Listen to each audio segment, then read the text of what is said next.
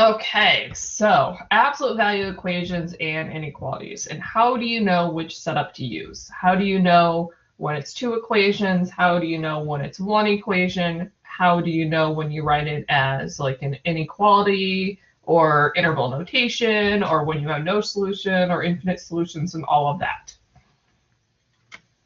So first off, the difference between an equation and inequality. And inequality. So an equation has the equal sign. So you're going to be really paying attention to what that sign is when you have absolute values. So if it has an equal sign, that's automatically going to be an absolute value equation.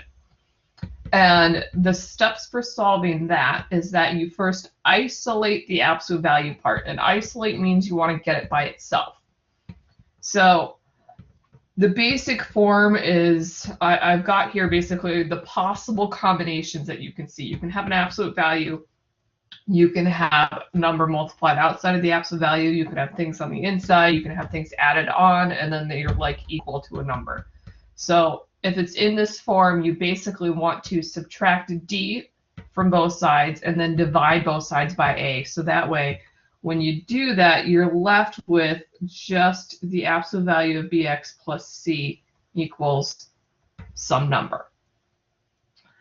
So you want to get that absolute value by itself. Once you have that, when you have the equation, then you automatically set up two equations. You have one equation with the positive version of the number that it's equal to, and then one equation with the negative version of the number it's equal to. So you're going to have a positive and a negative, but the part that's inside the absolute value, that doesn't change. And when you create these two equations, the absolute value symbols disappear, so you don't have those symbols anymore. So you basically are creating two equations to solve, and then you solve both of those for x. And so you're going to basically get two answers, and they'll be surrounded basically by commas. This is generally how you would enter it into Alex. Alex usually already enters in the curly braces for you, so all you need to do is put the numbers surrounded with commas in between them. So you generally don't have to put the symbols, the curly braces in there, because it will already be written there for you. Now, in inequality, I have a box here because you could have 4 different symbols in that location. So I just left it as an empty box. You can have the less than symbol, the greater than symbol, less than or equal to, or greater than or equal to. So if it's not an equation, like it's not an equal sign, it's going to be one of these other 4 things.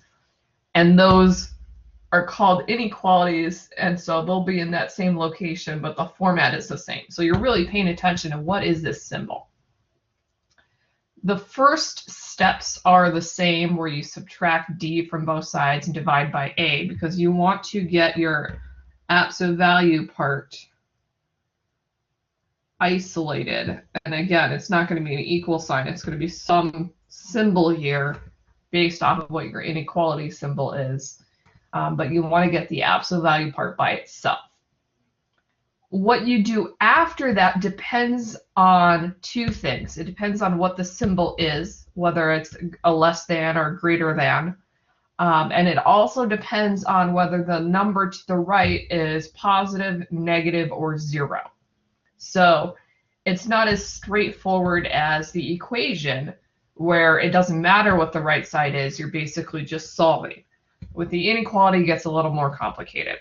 And it took me, I think I spent probably about 45 minutes trying to find the best way to give this information out so that it's in a way that's organized so that you can just kind of look it up. So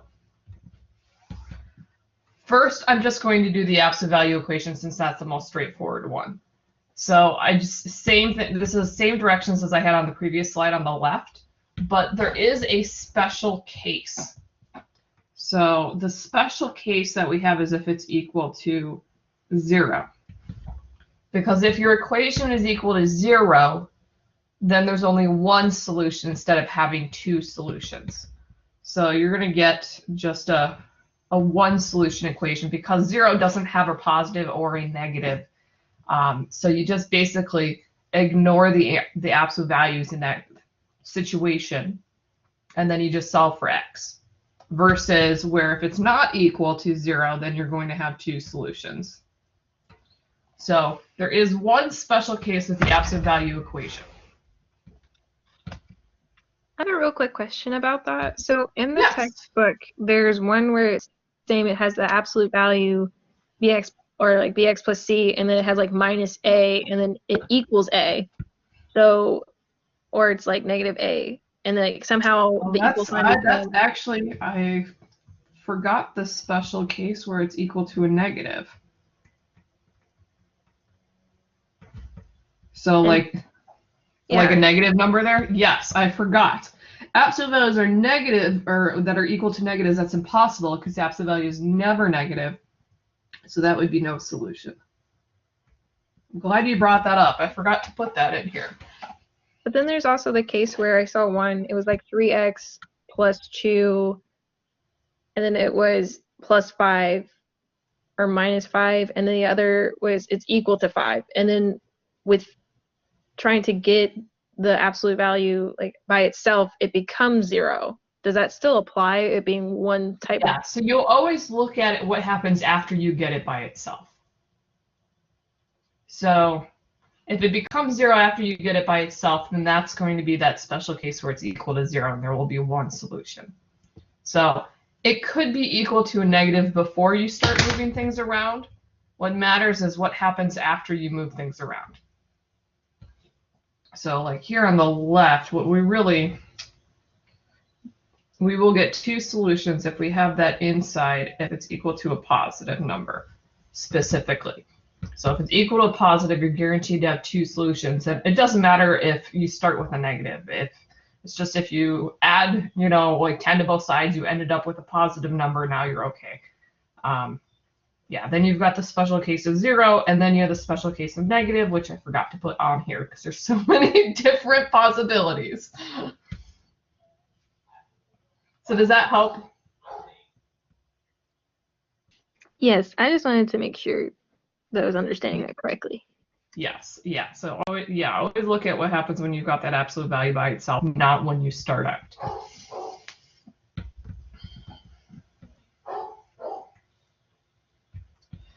So hopefully I don't think I forgot any situations with these inequalities. There's a lot of different possibilities with the inequalities. So I wanted to start with the less than and the less than equal to. So these are solved very similarly. And again, you always look at what happens after you move around stuff on the left and you get the absolute value part by itself. And so this is specifically if it's less than or equal to a positive number. So if it's less than or equal to a positive number, you set up a compound inequality. So that's the and that the book is kind of talking about, where it has to be true on both sides. So you've got two inequalities and they both have to be true. So we write it as a compound inequality. And so now you're solving where you're trying to get x on the inside, and you're doing things to both the left and the right side of this three-piece inequality. Your final answer will always end up being between two numbers. And so I just used boxes to indicate the two different numbers that it might be between. And they'll be different numbers. So I could just, if I want, I can maybe use two different colors here because they're not going to be the same number. So your answer is always going to be an interval notation in between two numbers with a comma. And if it's a less than symbol, you're going to have the parentheses. And if it's a less than or equal symbol, you have the brackets. So the key is to remember, if you've got that less than, that's the and then the inequality or the interval notation symbols depends on whether it's a less than or less than equal to, but the solving process is essentially the same.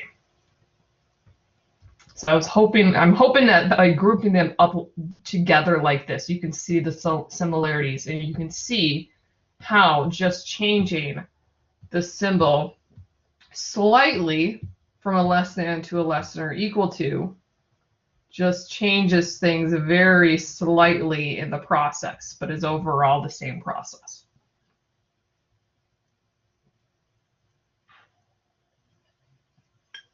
Now, there are multiple special cases here. I'm fairly positive I got every single one here. You've got the negative and the 0.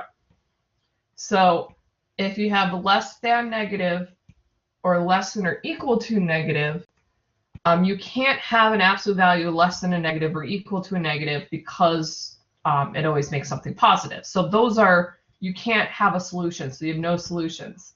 And you also have no solution if it's less than 0, because numbers that are less than 0 are negative. So for these 3 special cases, you have no solution. And I usually just use the no solution symbol, which is like a 0 with a slash through it, the empty set symbol. Or you can just write it as literally an empty set with nothing inside there. Now, there is a possibility to have one solution, and that is when it's less than or equal to 0, because an absolute value can be equal to 0. So because of that equal part there, that basically turns it into an absolute value equation, because the less than part is impossible, but the equal part is. So it basically turns into solving an absolute value equation where if it's equal to 0, you have only one sign, so you're just solving bx plus c. And again, these are all after you've gotten the absolute value by itself.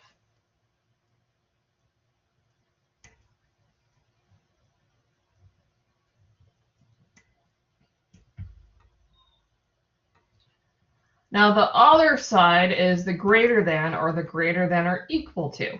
So these are the or situations where it's in one direction or the other direction. That should say or. You're setting up 2 inequalities, and then you have the positive version and the negative version. They're not connected, so you're 2 distinct pieces that you're solving, sort of like the equations. And again, a lot of similarities between the greater than or the greater than and equal to, as long as it's a positive number on the right. All that changes are the symbols here that you are solving. And you need to remember that when you flip the right side from the positive to a negative, the inequality also has to change direction, because that's sort of equivalent to dividing by a negative. So you want to pay attention to that. The inequality has to flip the other way. Then you have these 2 inequalities that you solve, and then you get the form where you have 2 distinct pieces separated by a union symbol, which is how we connect 2 different intervals. And so again, you're going to have 2 different endpoints. Generally you don't have the same number in these locations where I've put the boxes. So it could be 2 and 5 or something in there. And then notice the difference is whether you're using parentheses or brackets at those colored endpoints, and that depends on whether it's a greater than or equal to.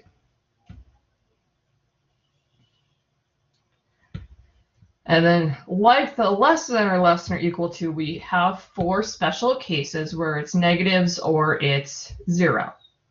So if you have it greater than a negative or greater than or equal to a negative, absolute values are always positive. Positives are always bigger than negative numbers, so you have infinite solutions. When it's greater than or equal to 0, you also have infinite solutions, because that's also possible. You can have basically every positive or any absolute value is going to give you either 0 or something bigger. So those all have infinite solutions, which we can write in interval notation as negative infinity to positive infinity. Now, the 4th case, where it's just greater than 0, where the equal to part is not there. So you solve it like you would the other, but you can't create two inequalities because 0 doesn't have a positive or negative. So you just ignore the absolute value symbol and you solve bx plus c greater than 0. And so you will get a single interval, and instead of the union part, it's either going to be like some number to infinity or it's going to be negative infinity to some number. So you'll have something like this, or negative infinity to some number as your answer when you end up solving this one. So it's going to end up being in one of those solutions. So the key is when you're solving these is once you get that absolute value by itself, all you need to do is basically figure out, okay, which of these types is it? You got to pay attention to the symbol and then whether it's positive, negative, or 0. And basically, I have this here where it will tell you what you solve and then what form is. And when you do it often enough, you get to the point where you kind of have it memorized. And it's not going to, I don't think you'll have it memorized in this class, but if you were to take more classes where you had to do this over and over again, you'll probably have it memorized. But at least having all of these written down in your notes, so you have like a sheet that you can look at with the directions would be a good, just a good reference when you're taking a quiz or doing homework, because then you'll have a sheet that you can look at so that you know what form to use. So I have pulled out many, many, many different examples, and I'm not going to solve these, but I'm going to show you what you would rewrite it as. So that way you can see, what we would look at, what it would be if we were to solve it. So we can go through all of those different types. So I'm going to just start from the top left, and then do the top right, and then bottom left, bottom right. So top left, I've got the absolute value of 3x minus 9 equals 18. So as soon as you have that equal sign, that is telling us that we have an equation. And then you need to say, okay, is the number after that positive, negative, or 0? So it's positive, which means we're going to get two solutions. So you set up two equations to solve. 3x minus 9 equals 18, and 3x minus 9 equals negative 18. So the equal sign gives you two equations, and if it's positive, then you can rewrite it with the positive and the negative version. And then you solve both of those equations to get two answers. Now, top right here, we've got an inequality because we have the less than symbol.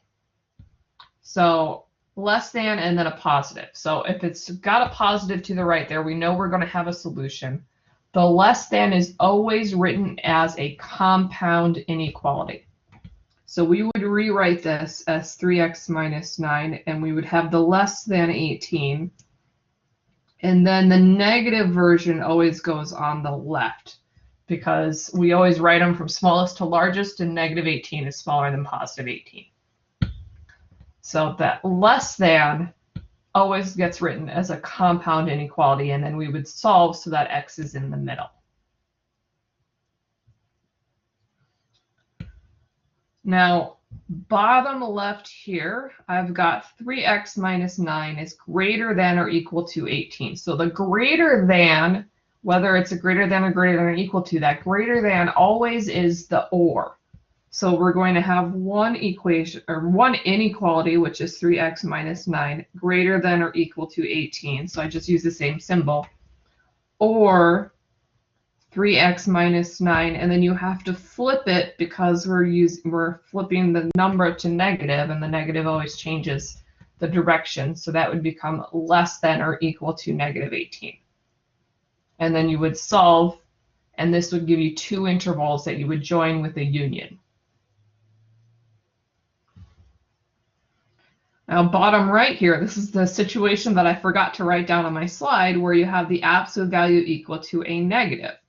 Well, that's impossible because we can't have an absolute value equal to a negative number. It always makes things positive. So we don't even need to write anything to solve. We can immediately know that there is no solution and get the answer immediately without doing any work. If you didn't notice that, you could set up two equations, one with -20, one with +20, and then solve. And then when you check your answers, you would discover that they didn't work. But if you're not in the habit of checking your answers, you would not notice that. So it saves you a lot of time to notice that from the very beginning, because then you don't even need to go through the work. You just recognize that's an impossible situation, so there's no solution. Are there any questions on these four examples?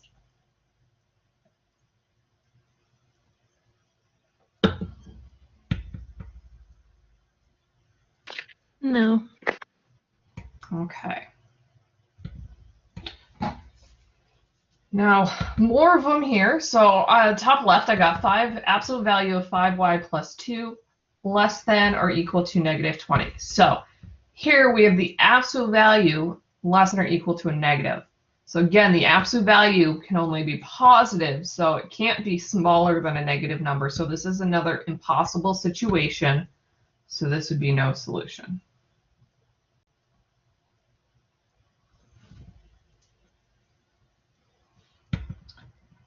Top right here, I have absolute value of 5y plus 2, and this is greater than -20. So I had to put the negative in parentheses because otherwise it wanted to take the greater than and the negative symbol and make it a weird symbol. So I had to put that one in parentheses so it wouldn't do that. So absolute values are always positive, so they're always going to be greater than a negative number. So this is always going to be true. So if it's always going to be true, then we have infinite solutions. And so this is all real numbers. And we don't have to do any work at all. It's going to be -infinity to +infinity. So we just kind of reason through and we think about, well, what does the absolute value mean? And what does that mean in this situation? It's more than just looking at the numbers. It's kind of you use those definitions and it can save you a lot of time. Bottom left here, we've got the absolute value of -2t minus 14 equals 0. Now, we don't have positive and negative 0, so we only have one equation to solve here.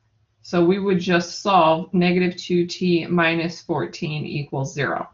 Because positive, negative, 0, they don't mean anything. So we get one solution from this one. Bottom right, I have the absolute value of -2t minus 14. This is less than 0. So our absolute value, again, is always going to be positive. Positive numbers are never less than 0. So this is another impossible situation where we get no solution.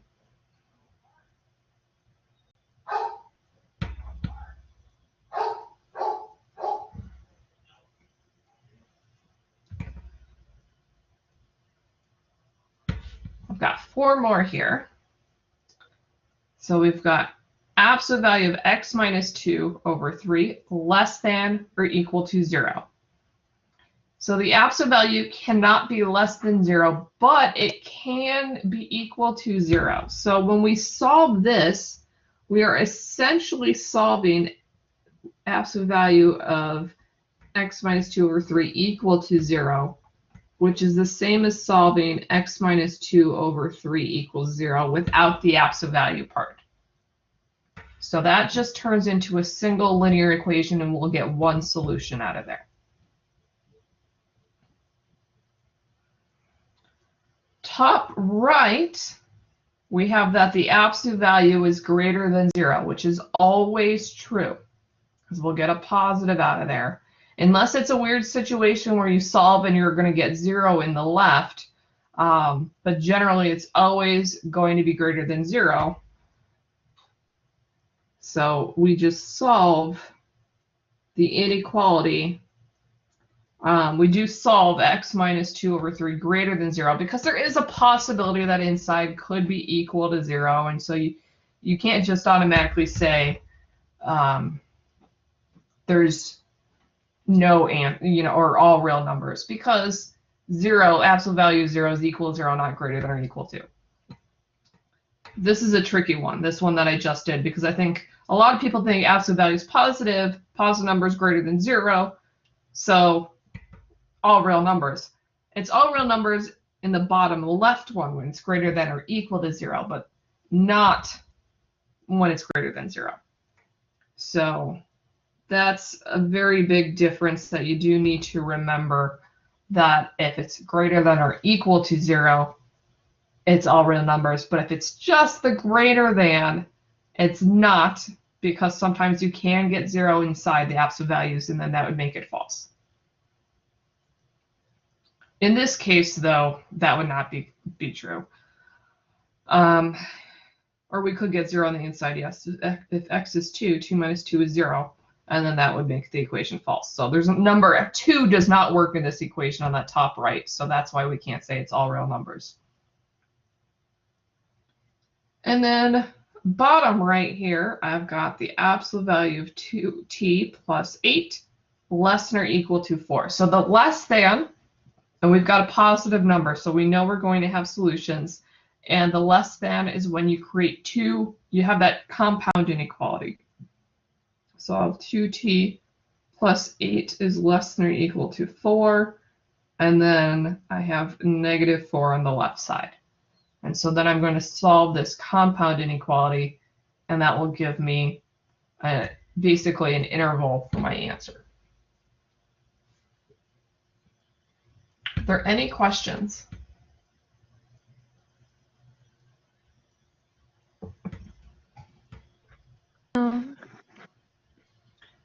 Are there any of these that you want me to solve and go through the whole process on? Because I can do that. Probably the top left one. Okay. So I can quickly add a blank slide after this.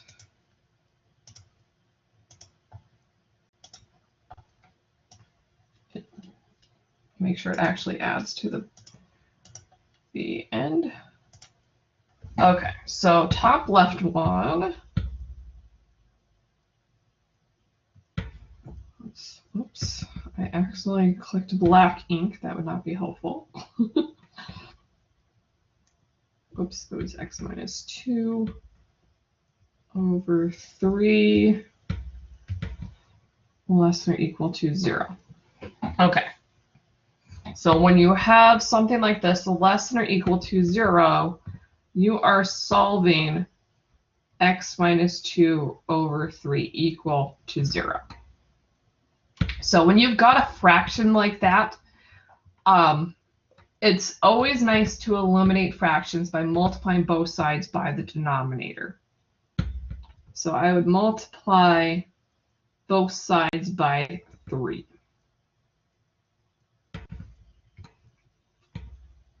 And I like to, like if you're taking notes, you might want to say, write down, eliminate denominator. So that okay, first step if we have fractions, eliminate the denominator. And so then maybe say multiply both sides by it. So you have that kind of note to yourself, so that when you're going through later on, you know what you did and why you did it. And then notice how I've also made sure to write the direction solve here. So that way you have that in your notes. Now, one thing you may want to also add that I didn't write down here is I didn't write down what we did on this previous slide, but you might want to write that down and say this type turns into this type or something like that. However you want to write that. But anyway, so when I multiply the left side by 3, that just cancels out the denominator. So I'm just left with x minus 2. And then on the right, we have 0 times 3, which is 0. And then we're solving for x, so I'm going to add 2 to both sides. And then that gives me x equals 2. So we get a single answer of 2. That is the only number that will work in there that will come out as less than or equal to 0. In this case, it comes out to 0. So that's our only solution. And so you might want to write down in your notes here, we're doing the add subtract step from both sides.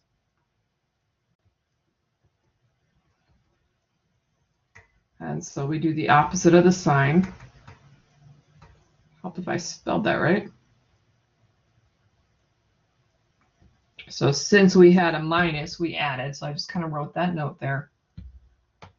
And then we get our solution. So this is a good example of how you can take notes to make sure your notes are useful on a quiz. So maybe another thing that I might do here is say, okay, this is equal to x minus, I keep writing x minus 3, x minus 2 over 3 equal to 0. You know, just say, okay, that's how it translates to that. So you just have that. And then maybe write down like special case or something. So you have in your notes why you did that, knowing that, okay, it's one of those special cases. I can even say a special case of less than or equal to. So that way you can go to your notes, oh, special case of less than or equal to verify that and see where that comes from. Any questions? No. Oh, are there any others? Oh, sorry, go ahead. No, it just all looks pretty straightforward. I just figure with the x minus 2 over 3, it just kind of also, because I know in the book later on it gets into, I'll have like x squared over x something else, and yeah, sometimes like right. When you start having, I mean,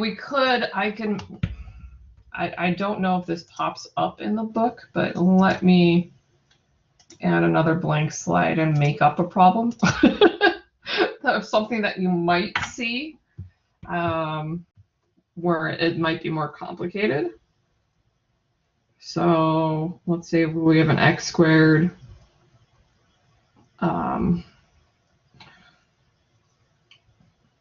Something like this. Is that what you're talking about? Something like, and then, so we could potentially have something like this. Now, mostly what we've done in this section, these are all linear that we've gone to. So this is something that like you could potentially see later on, where you have something like an x squared in there with the absolute values. So if we follow the same rules that we have with the linear, if it's greater than a positive number, the greater than gives us an or. So you can, write that down. Greater than is or. And so we would have two equations.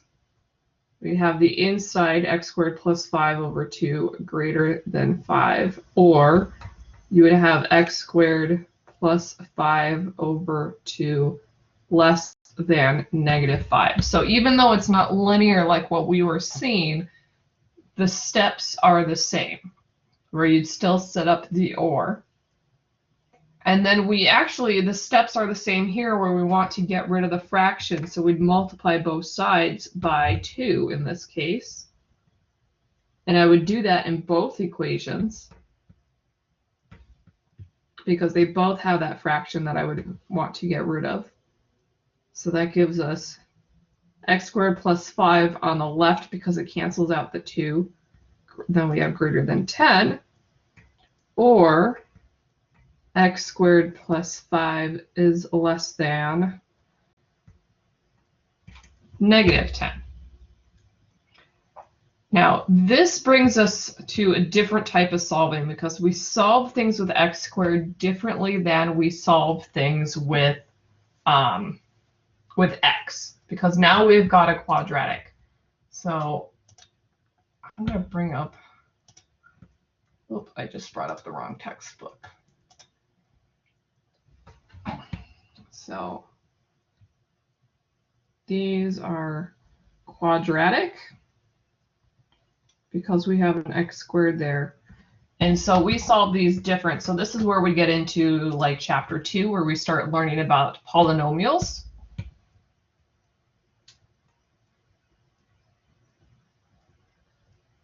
And in this case, these are polynomial inequalities. And so solving these, I'm trying to find which part, where does that pop up?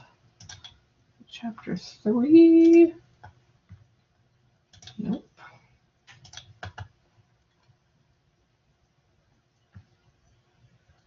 We are going to cover that. We will cover that later. Just trying to find which. There we go. And so these are polynomial inequalities.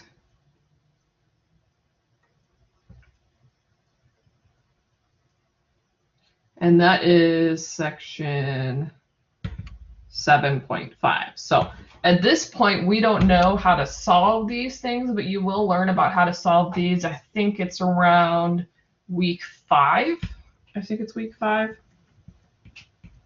But the initial setup of something like this, where you have an x squared, follows the same rules that we did for linear. It's just then we get to a point that you haven't learned how to solve yet, where now you've got something that's not linear with an inequality. So the first steps are kind of similar, and then you have to learn how to do that later on. Does that, you said you were kind of wondering about that x squared. Does that kind of, I don't know if that answers what you, or addresses what you were wondering about? I was just curious, like, because I know the next part in 2.1 is exponents, and I was just curious if we're going to get to solving them with the inequalities in this section. We will, yes, just luckily not for a while. Yeah. Okay. And most of the time when we get to that stuff, you won't see them within an absolute value. Most of the time when you see absolute values, they stick with linear because that's how they're used most of the time.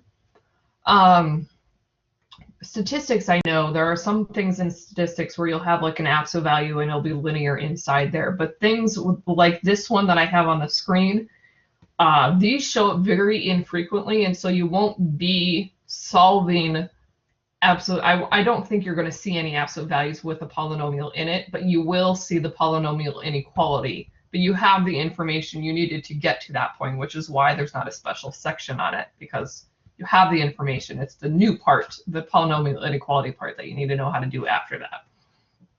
But yeah, we will get there. A lot of people don't like that section. I like it because it's all about drawing number lines. And so if you get really good at your number lines and understanding how you graph those and those inequality symbols, that will make your life a lot easier. And you're really just looking at positive, negative, 0 kind of thing like we were doing here. They're not as bad as they look.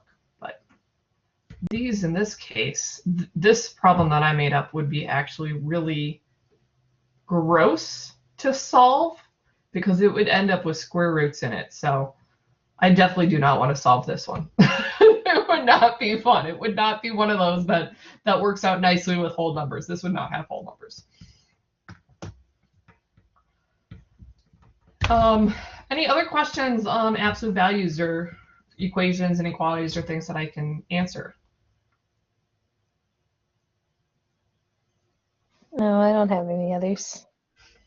Okay, well then I will call this good.